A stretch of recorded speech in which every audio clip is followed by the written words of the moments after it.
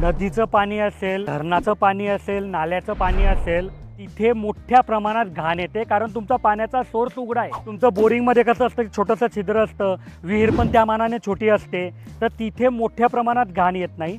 पण जिथे उघड्या पाण्याचा सोर्स आहे तिथे मोठ्या प्रमाणात घाण येते. मग अशा पाण्याचा उपयोग जर तुम्हाला इरिगेशनमध्ये वापरायचा आहे, ठिबक, स्प्रिंकलर, तर तिथे सँड फिल्टर वापरावं लागतं. असं एका मी व्हिडिओमध्ये सांगितलं होतं.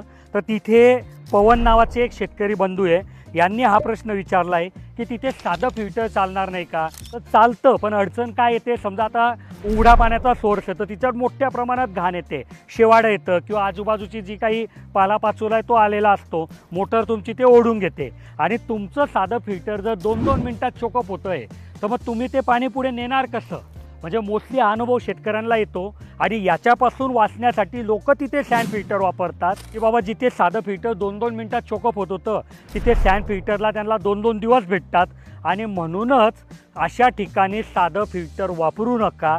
जिथे कुठे पाण्यात मोठ्या प्रमाणात घाण येते तिथे तुम्हाला सँड फिल्टर वापरावं लागेल. हो, मात्र सँड फिल्टरनंतर साधं फिल्टर लावणं बंधनकारक आहे, हेही महत्त्वाचं आहे. जर याच्याबद्दल माहिती अजून पूर्ण पाहिजे असेल तर एक व्हिडिओ मी बनवली आहे आमच्या यूट्यूब चॅनल, फेसबुक पेजवर जाऊन ती शोधून घ्या.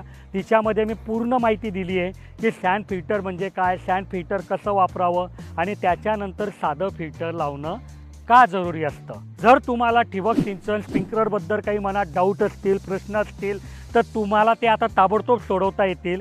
त्याच्यासाठी आम्ही एक सेवा तुमच्याकरता उपलब्ध करून दिली आहे की आमचे इंजिनियर सकाळी 8 ते संध्याकाळी 6 वाजेपर्यंत उपलब्ध असतात. त्यांचा नंबर मी दिला आहे, तुम्ही त्यांना कॉल करा आणि तुमच्या मनात जे काही डाऊट आहे ते क्लिअर करू शकतात. धन्यवाद.